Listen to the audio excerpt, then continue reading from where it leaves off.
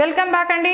ఈ వీడియోలో మనము లాస్ట్ వీడియోలో ఏం చేసాము, అలర్ట్స్ గురించి తెలుసుకున్న తర్వాత ఫామ్స్ ఎట్లా చేయాలి, సర్వే ఎట్లా చేయాలో తెలుసుకున్నాం కదా. ఇప్పుడు ఏం చేద్దామని అంటే జస్ట్ ఒక చిన్న హెల్ప్ చేసుకుందాం మనమే మన బిజినెస్ ఇంప్రూవ్ చేసుకోవడానికి.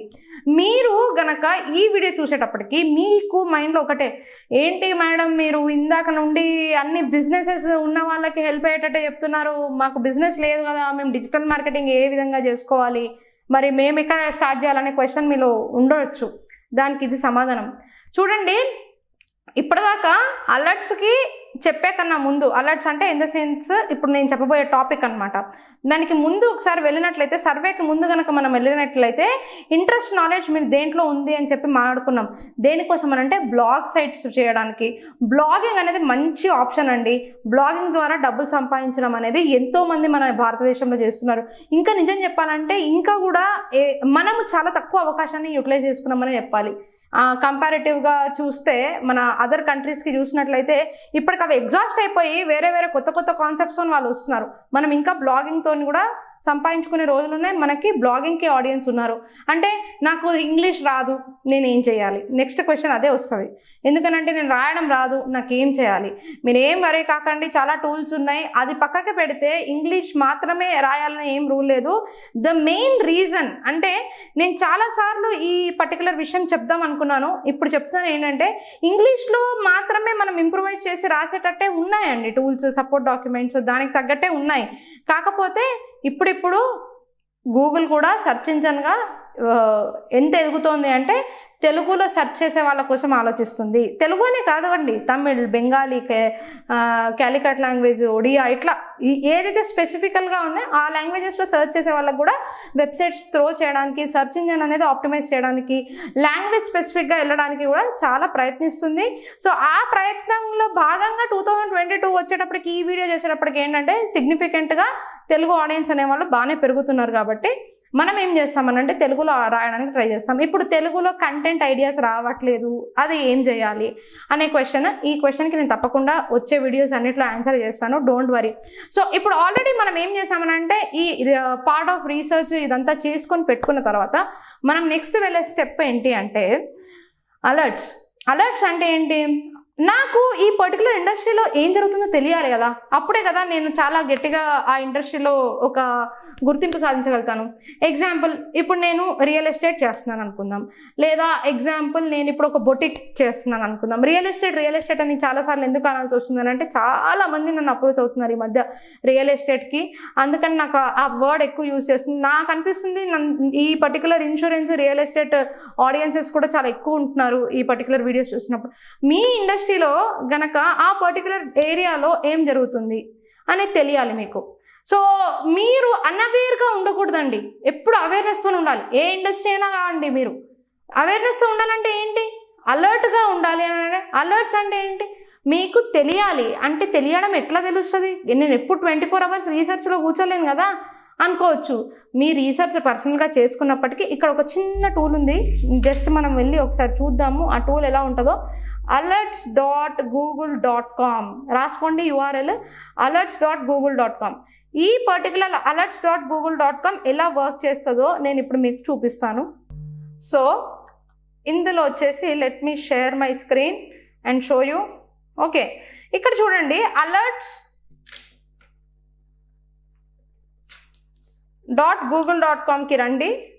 వచ్చి ఇక్కడ ఏం చేయండి, ఇక్కడ నెక్స్ట్ ఏ దాని గురించి అయితే, ఏ టాపిక్ గురించి అయితే మీకు అలర్ట్గా కావాలో ఇన్ఫర్మేషన్, ఆ అలర్ట్నెస్ ఇక్కడ క్రియేట్ చేసేసుకోండి. అంటే ఎట్లా అంటారా, just nothing but you have to come here. ఇక్కడికి రావాలి. ఇక్కడికి వచ్చిన తర్వాత లెట్స్ సే మనము జనరల్ ఇన్సూరెన్స్లో మోటార్ ఇన్సూరెన్స్ పాలసీస్, ఈ పర్టికులర్ మోటార్ ఇన్సూరెన్స్ పాలసీస్ గురించి చూడండి. Will create an email alert to this mail ID అని వస్తుంది. ఈ మెయిల్ ఐడికి ఒక అలర్ట్ క్రియేట్ అవుతుంది అని వస్తుంది. మీరు ఏం చేయాలి, ఇక్కడ లాగిన్ చేసుకునేటప్పుడు మీరు ఒక మంచిగా డిజిటల్ మార్కెటింగ్ ఒక ప్రాపర్గా కనుక నా వీడియోస్ ద్వారా నేర్చుకుంటున్న ఒక మంచి సపరేట్ అకౌంట్ క్రియేట్ చేసుకోండి జీమెయిల్లో. చేసుకొని ఇలాంటి మోటార్ ఇన్సూరెన్స్ పాలసీస్ అనే దాని మీద క్రియేట్ అలర్ట్ అని కొడితే ఇక నుంచి నాకు ఏమొస్తుంది తెలుసా అండి, directly I will be receiving in email about anything. ఈ వర్డ్, ఈ కీ వర్డ్స్ అంటారండి దీన్ని, మోటార్ ఇన్సూరెన్స్ పాలసీస్. ఈ వర్డ్స్కి సంబంధించిన ఎటువంటి అలర్ట్ అయినా సరే నా యొక్క మెయిల్కి వస్తుంది. అంటే ఏ విధంగా వస్తుంది అని అంటే న్యూస్ ఫార్మాట్లో వస్తుంది. ఆ న్యూస్ ఫార్మాట్లో వచ్చిన అలర్ట్ని నేను ఏం చేస్తాను, నేను చదువుకోగలుగుతాను అనమాట. So example, digital marketing courses మీద నేను అలర్ట్ పెట్టుకున్నాను అని అంటే గూగుల్ అలర్ట్ చూడండి, గూగుల్ అలర్ట్ ఆల్రెడీ వచ్చేసింది మోటార్ ఇన్సూరెన్స్ పాలసీస్ అని. Why you need motor insurance policy? The Nation newspaper, switching for switches, cheaper motor insurance become harder for 77.8% of UK motorists as global data. This is all information for us. ఏమవుతుంది, ఇది చదివినప్పుడు మనకి ఒక knowledge అనేది వస్తుంది. So next step వచ్చేసి మీరు అనుకున్న ఇండస్ట్రీకి అలర్ట్ పెట్టేసుకోవాలి. అలర్ట్ పెట్టుకుంటే బాగుంటుంది. సరే, నెక్స్ట్ ఇంకొక చిన్న విషయం చెప్తాను, అది which we should not forget. మనం ఎవరో మర్చిపోకూడదు. ఓకే, బిజినెస్ ఓనర్స్కి చాలా ఈజీగానే ఇది ఇమీడియట్గా మీ బిజినెస్లో మీరు క్యాచ్ చేసుకుంటారు. బ్లాగర్స్ కూడా టాపిక్ డిసైడ్ చేసుకుంటే ఇది క్యాచ్ చేసుకుంటారు. మరి జాబ్ సీకర్స్, మీ క్లయింట్స్కి ఎలా పనిచేయాలనుకుంటున్నారు, మీరు బ్లాగింగ్ స్టార్ట్ చేయదలుచుకోలేదు, మీరు బిజినెస్ స్టార్ట్ చేయదలుచుకోలేదు, అప్పుడు ఏం చేస్తారంటే నథింగ్ టు వరీ అండి. This is how you have to work with any company are going. మీరు ఏ కంపెనీకి వెళ్ళినా ఈ ప్రాసెస్లో వర్క్ చేస్తే మీకు వర్కింగ్ స్కిల్ అనేది, వర్కింగ్ టైం అనేది బాగా తగ్గుతుంది. ఎందుకంటే వేరే వాళ్ళకన్నా మీరు ఎక్స్ట్రాగా ఒక ఎడ్జ్ ఉంటారు. ఎందుకంటే మీకు నాలెడ్జ్ ఎట్లా సంపాదించుకోవాలనేది తెలిసిన తర్వాతనే మీరు ఏదైనా చేసినా యూజ్ ఉంటుంది. అందుకని సో నెక్స్ట్ వచ్చేద్దాం. ఇప్పుడు మనము టైప్స్ ఆఫ్ వెబ్సైట్స్ కూడా చూద్దాము. దీంట్లో ఎనీ టైప్స్ ఆఫ్ వెబ్సైట్స్ ఎందుకు చూడాలి, this is kind of research you have to do. And what types of websites జనరల్గా ఇంటర్నెట్లో ఉంటాయి, ఆ టైప్స్ ఆఫ్ వెబ్సైట్స్ చూసి ఇన్స్పిరేషన్ తీసుకొని అటువంటి వెబ్సైట్స్ మనం తయారు చేయాలి. So let's get in to the topic. So types of వెబ్సైట్స్లో జనరల్గా సైట్స్లో నేను కొన్ని టైప్స్ చూపిస్తాను చూడండి. This simple, okay, this is the static website అని ఒకటి ఉంటుంది. Dynamic website. డైనమిక్ వెబ్సైట్ అంటే ఏంటంటే బ్లాగ్ కైండ్ ఆఫ్ సైట్ ఉంటుంది. తర్వాత మీకు ఇంకొక టైప్ ఆఫ్ సైట్ ఏముంటుంది అని అంటే, నెక్స్ట్ టైప్ ఆఫ్ సైట్ వచ్చేసి ఈ కామర్స్ సైట్స్ ఉంటాయి. ఈ కామర్స్ సైట్స్ అంటే అమెజాన్ లాంటి సైట్స్. Just let's get in to everything. E commerce company sites. దాని తర్వాత మీకు సెమీ ఈ కామర్స్ లాంటిది, క్లబ్ అప్ లాంటిది, ఏదైనా నేను చూపిస్తాను ఎలాంటి సైట్స్ ఉంటాయి అనేది. Okay, clubup.com.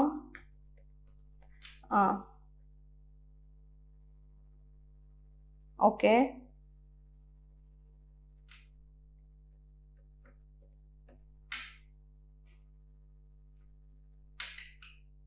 ఓకే. సో నేను ఒక ర్యాండమ్గా 4 డిఫరెంట్ టైప్స్ ఆఫ్ వెబ్సైట్స్ చూపించదలుచుకున్నాను. అదేంటి అంటే స్టాటిక్ అంటే ఏంటి అంటే ఇన్ఫర్మేషన్ అలాగే ఉంటుంది. ఏ రోజు మీరు ఓపెన్ చేసినా కానీ దాంట్లో డిఫరెంట్ టూల్స్ ఉంటాయి, ఆ కంపెనీ చాలా విషయాల గురించి చెప్తుంటుంది. స్టాటిక్గా అడ్వర్టైజ్మెంట్స్ ఉంటాయి, స్టాటిక్గా ఉంటుంది. అంటే ఆ వెబ్సైట్లో మార్పులు ఉండవు. అది ఈ పర్టికులర్ వెబ్సైట్స్ అనమాట. Semi e commerce websites, semi e commerce websites అంటే ఎలా ఉంటాయి, where they are selling and buying happens. అంటే చాలా ప్రోడక్ట్స్ అమ్మడం కొనడం అనేది జరుగుతూ ఉంటుంది. తర్వాత ఇలాంటి సెమీ ఈ కామర్స్ వెబ్సైట్స్ అన్నప్పుడు బ్లాగ్ ఉంటుంది. అంటే ప్రోడక్ట్స్ గురించి ఎన్నో విధాలుగా రాసుంటారు. దీంట్లో చూడండి ఎన్నో ఇన్ఫర్మేషన్ రాసుంటారు. రాసిన తర్వాత దాన్ని బై నౌ అని మాట్లాడతారనమాట. ఇది చూడండి, స్టీన్ ప్లాట్ఫామ్ బెడ్ గురించి మాట్లాడుతూ అతను బై దిస్ నౌ అని అంటే it will be like semi e commerce. అమెజాన్లో వెళ్ళి కొనుక్కోవడానికి రీడైరెక్ట్ చేస్తున్నారు. సో ఇలా అంతా ఏదైతే ఉంటుందో దాన్ని మనం ఏం చేస్తున్నాము అంటే సెమీ ఈ కామర్స్ అంటున్నాం. స్టాటిక్ అంటే ఎప్పుడు ఓపెన్ చేసినా అలాగే ఉండేది. రెండోది ఈ కామర్స్ అని అంటే ఎప్పుడైనా ట్రాన్సాక్షన్స్ విధంగా కొని అమ్మేది. సెమీ ఈ కామర్స్ అని అంటే కొంచెం ఇన్ఫర్మేషన్ నీట్గా బ్లాగ్ ఫార్మాట్లో ఇచ్చి అమ్మేది. ఇట్లాంటి వెబ్సైట్స్ ఉంటాయి కదా, ఇలాంటిది. తర్వాత next last and not the least blogging site. Blogging site అంటే ఎప్పుడు డైనమిక్గా ఉండేది. డైనమిక్ అంటే ఎప్పుడు చేంజ్ అవుతూ ఉంటుంది అనమాట. అంటే ఎప్పుడు మీకు ఒక కొత్త కంటెంట్ అనేది పైన కనిపిస్తూ ఉంటుంది. So this is how dynamic websites will look like. డైనమిక్గా ఒక వెబ్సైట్ ఎలా ఉంటుంది, డైనమిక్గా ఒక టాపిక్. అంటే ఎగ్జాంపుల్ ఇక్కడ చూడండి, 3 minutes రీడ్ 58 minutes కింద అప్లోడ్ అయ్యింది, 1 hour కింద అప్లోడ్ అయింది, 1 hour కింద అప్లోడ్ అయింది. అంటే ఈ వెబ్సైట్ యొక్క డీటెయిల్స్ అనేది ఫస్ట్ ఫ్రంట్ పేజ్లోనే ఫాస్ట్గా అప్లోడ్ అవుతూ ఉంటుంది. సో ఒక్కొక్కటి ఎలా చేస్తారు, తర్వాత దీంట్లో ఏమేమి ఉంటుంది మనం తెలుసుకుందాం నెక్స్ట్ వీడియోస్లో. Stay tune. Signing off Shravani Asuri. Advance ఇంకా మాస్టర్స్కి ఎప్పుడన్నా మీరు నన్ను అప్రోచ్ అవ్వచ్చు.